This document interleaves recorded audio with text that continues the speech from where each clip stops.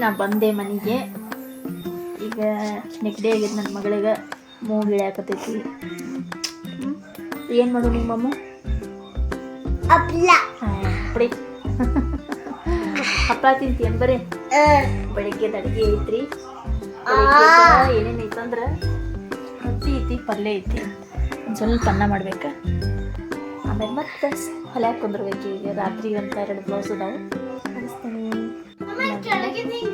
ನನ್ನ 2ನೇ ಮಗಳ ಇನ್ನು ಹಿಂದಿ ಪ್ರಾಜೆಕ್ಟ್ ಐತಂತ ಮಾಡ್ಕೊತಿದ್ದಾಳೆ. ಬರ್ರಿ ಈಗೆಲ್ಲ ಊಟ ಆಯ್ತಲ್ಲ ಆತ.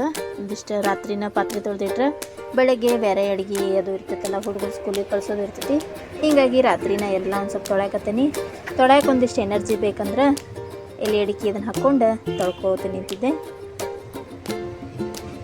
ಪಾತ್ರೆ ತೊಳೆಯೋದು ತಿಕ್ಕೋದು ತೊಳೆಯೋದು ಏನು ಭಾಳ ತಗಂಗಿಲ್ಲ ನೋಡ್ರಿ. ಅವನು ಹೊಂದಿಸಿ ಗ್ಯಾಸ್ ಕಟ್ಟಿ ಒರೆಸೋದು ಸ್ವಲ್ಪ ಲೇಟ್ ಆಗ್ತೈತಿ. ಹಾಗಾಗಿ ಈ ಥಂಡಿ ಒಳಗೆ ತೊಳ್ಯಾಕೂ ಸ್ವಲ್ಪ ಬೇಡ ಅನ್ನಿಸ್ತೈತಿ. ಸ್ವಲ್ಪ ಎಲೆ ಹಾಕ್ಕೊಂಡು ಅಂದ್ರೆ ಏನಾಕೈತಂದ್ರೆ ಎನರ್ಜಿ ಬಂದಂಗೆ ಆಕೈತೆ ನೋಡ್ರಿ.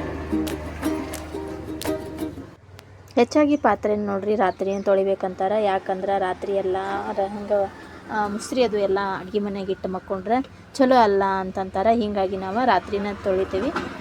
ಮೊದಲೆಲ್ಲ ಕೆಲಸಕ್ಕೆ ಇದ್ಲಂತೇಳಿ ಎಲ್ಲ ಜೋಡಿಸಿ ಇಟ್ಟುಬಿಡ್ತಿದ್ದೆ. ಆದರೆ ಈಗ ಹಂಗಂಗಿಲ್ಲ. ಈಗ ನನಗೆ ಕೆಲಸಕ್ಕೆ ಬರೋ ಟೈಮ ಬೇರೆ ಆಗ್ತೈತಿ, ಮತ್ತು ನನಗೆ ಆ ಟೈಮಿಗೆ ನಾನು ಇರೋಂಗಿಲ್ಲ ಅಂಥೇಳಿ ಬಿಡಿಸ್ಬಿಟ್ಟೆ ನೋಡ್ರಿ. ಎಲ್ಲ ಕೆಲಸನೂ ನಾವು ಮಾಡ್ಕೊಳ್ಳೋದ್ರಿಂದ ಸ್ವಲ್ಪ ನಾವು ಎನರ್ಜಿಯಾಗಿರ್ತೇವೆ ಅಂಥೇಳಿ ಅನ್ನಿಸ್ತೈತಿ.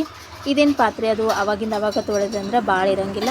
ಹುಡುಗರಂತೂ ಬಂದಾಗ ನನ್ನ ದೊಡ್ಡಕ್ಕಿ ಮಗಳ ಸಂಜೆ ಮಂದ ಒಂದು ಬ್ಯಾಚ್ ತೊಳೆದ್ಬಿಟ್ಟಿರ್ತಾಳೆ. ಇನ್ನೇನೈತ್ರಿ ರಾತ್ರಿದಷ್ಟೇ ಅಲ್ಲ, ಊಟದ್ದು ಮತ್ತು ಗ್ಯಾಸ್ ಕಟ್ಟಿ ಒರೆಸೋದು ಅವನ್ನೆಲ್ಲ ಮಾಡಿ ಇವನ್ನಷ್ಟು ತೊಳೆದಿಟ್ರಂದ್ರೆ ಬೆಳಗ್ಗೆ ಫ್ರೀಯಾಗಿ ಆಮೇಲೆ ಫ್ರೆಶ್ ಆಗಿ ನಾವು ಅಡುಗೆ ಮನೆ ಒಳಗೆಲ್ಲ ಕೆಲಸನೂ ಮಾಡ್ಕೋಬೋದು. ಒಮ್ಮೆ ನಾಷ್ಟ ಮತ್ತು ಊಟ ಅಡುಗೆ ರೆಡಿ ಮಾಡ್ಬೋದು ನೋಡ್ರಿ. ಈ ಥರ ಇವನ್ನೇ ಈ ಕಡೆ ಇಟ್ಕೊಂಡು ಆ ಕಡೆ ಎಲ್ಲ ಸ್ವಚ್ಛವಾಗಿ ಒರೆಸ್ಕೊಂಡು, ನನಗಂತೂ ಪಾತ್ರೆ ತಿಕ್ಕೋದು ತೊಳೆಯೋದು ಆಮೇಲೆ ಗ್ಯಾಸ್ ಕಟ್ಟಿ ಒರೆಸೋದಾಗ ಏನು ಬೇಜಾರಾಗಂಗಿಲ್ಲ.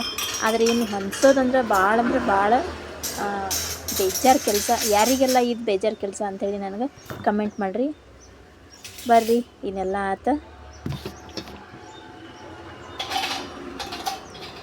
ಇವೆಷ್ಟೆಲ್ಲ ತೊಳೆಯೋದು ತೊಳೋ ಮಟ್ಟ ಅಂದ್ರೆ ನನ್ನ ಬಾಯಿಗಿಂದ ಎಲೆಡಿಕೆನೂ ಮುಗೀತು ನೋಡ್ರಿ. ಹೆಣ್ಮಕ್ಳು ಒಂದು ಸ್ವಲ್ಪ ಎಲೆಡಿಕೆ ಹಾಕ್ಕೋಬೇಕು. ಯಾಕಂದ್ರೆ ಈಗೆಲ್ಲ ಕ್ಯಾಲ್ಸಿಯಮ್ ಕಡಿಮೆ ಐತಿ ಹಂಗೆ ಹಿಂಗೆ ಅಂತಾರಲ್ಲ, ಹಾಗಾಗಿ ಒಂದು ಸ್ವಲ್ಪ ಎಲೆಡಿಕೆನ ಹಾಕ್ಕೋಬೇಕು ಒಂದು ಏಜ್ ಆದ್ಮ್ಯಾಗ.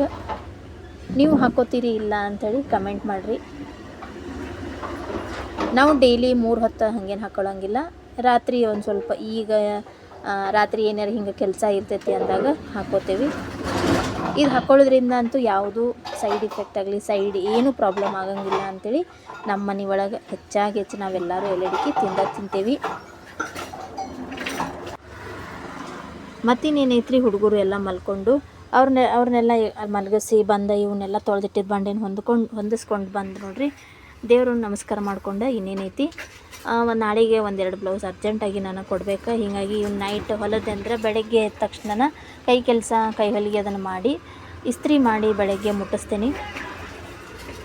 ಒಮ್ಮೊಮ್ಮೆ ಕಸ್ಟಮರ್ ಇಷ್ಟು ಅರ್ಜೆಂಟ್ ಮಾಡ್ತಾರಂದ್ರೆ ಅವ್ರು ಅರ್ಜೆಂಟ್ ಮಾಡೋದಕ್ಕೆ ನಾವು ರಾತ್ರಿ ಹಗಲಿ ಅಥವಾ ಬೆಳಗ್ಗೆ ಜಲ್ದಿ ಎದ್ದು ನಮ್ಮ ನಿದ್ದೆಯನ್ನು ಕೆಡಿಸ್ಕೊಂಡು ಮಾಡಿ ಕೊಟ್ಟಿರ್ತೇವೆ ನೋಡ್ರಿ.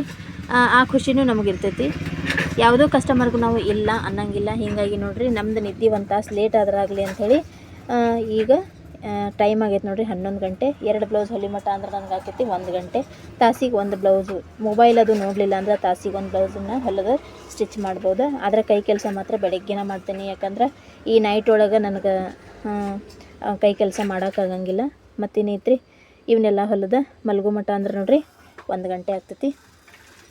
ಕಸ್ಟಮರ್ ಹೇಳ್ಯಾರ ನಾಳೆಗೆ ಬೇಕು ಅರ್ಜೆಂಟಾಗಿ ಅಂದಿದ್ದಕ್ಕೆ ಇದನ್ನ ಹಿಡಿಯೋದು. ಹಿಂಗೆ ನಮ್ಮ ಚಾನಲ್ ನಿಮ್ಗೆ ಸೇರಿದ್ರೆ ಲೈಕ್, ಶೇರ್, ಸಬ್ಸ್ಕ್ರೈಬ್